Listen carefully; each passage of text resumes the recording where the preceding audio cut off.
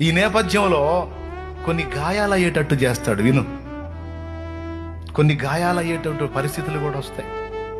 నువ్వేమో ప్రేమ చూపిస్తావు, అవతల వాళ్ళు ఏమో కాటేస్తారు. ఇది జరిగేది. నువ్వేమో దేవుని ప్రేమ చూపిస్తావు, అవతల వాళ్ళు ఏమో నిన్ను వైనం చేస్తారు. నువ్వేమో దేవుని ప్రేమ చూపిస్తావు, అవతల వాళ్ళు నీ మీద వెళ్ళి విషం కక్కుతూ ఉంటారు, దుష్ప్రచారాలు చేస్తూ ఉంటారు. నువ్వేమో ప్రేమ చూపిస్తావు, అవతల వాళ్ళు నీ మీద, నీ ప్రేమ పొందిన వాళ్ళు చండాలంగా ప్రచారం చేస్తుంటారు నీ మీద. అది నీ చెవులకు వచ్చినప్పుడు గుండె గాయమైపోయింది.